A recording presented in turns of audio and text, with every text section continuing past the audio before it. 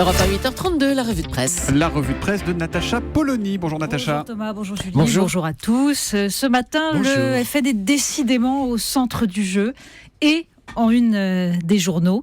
Mais à l'exception notable de La Croix, qui assume en fait un sujet, alors là, franchement, pour le moins aride. La BCE au secours de la croissance. Oui, parce que tout le monde semble avoir oublié ce débat sur la politique catastrophique menée par la Banque Centrale Européenne qui s'acharnait à répondre aux critères de Maastricht, qui lui fixait pour objectif de lutter contre l'inflation et pas du tout pour la réduction du chômage. Il s'agissait, nous dit Guillaume Goubert, de préserver la valeur de l'épargne. Traduction, favoriser les retraités, notamment allemands, les possédants, souvenez-vous, l'Allemagne, notre modèle, au détriment des jeunes générations qui entrent dans la vie active. Alors la Croix décrit les risques de déflation qui guettent la zone euro et les avantages qu'aurait au contraire une inflation maîtrisée et une baisse de l'euro.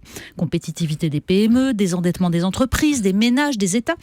Bref, le contraire de la politique européenne soutenue par les États de la zone euro pendant les 2 dernières décennies. Évidemment, précise la Croix, pour en profiter, la France devrait mener des réformes structurelles. Et c'est là, en fait, que le bas blesse. Un article du Monde nous décrit un sondage sur la valeur travail. Une valeur positive pour 91% des Français, ça c'est formidable. Mais la surprise est ailleurs. Pour favoriser la création d'emplois, demande le sondage, comment jugez-vous les mesures suivantes ? Assouplir les procédures d'embauche et de licenciement.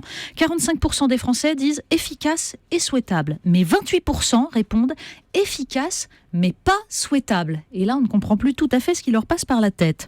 Même chose, assouplir le salaire minimum. 31% efficace et souhaitable, 22% pensent que c'est efficace mais pas souhaitable. Alors pourquoi ? Eh bien, peut-être qu'il faut se rappeler de l'article de La Croix. Peut-être qu'il faut se dire que 20 ans de monnaie forte, de déflation, d'ouverture à la concurrence déloyale, ça n'aide pas à aimer les prises de risque. Natacha Polony, Nicolas Sarkozy, vous souhaitez dire un mot sur...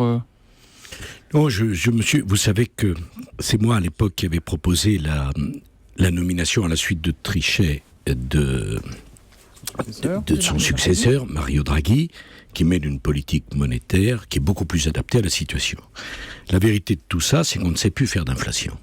L'inflation a été remplacée par quoi, Natacha Polony ? Par les bulles spéculatives.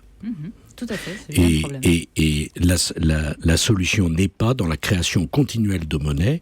Jusqu'à présent, on crée des quantités de monnaie qui étaient compatibles avec les quantités de richesse générées par l'économie. Maintenant, on crée plus de monnaie que richesse, en espérant que ça crée de l'inflation. Sauf que ça ne crée pas d'inflation. Toute cette monnaie s'oriente vers des pays et des secteurs créant des bulles spéculatives qui nous ont explosé au nez en 2008. Et vous savez, le risque, il existe encore aujourd'hui. Ça recommence. Oui, exactement.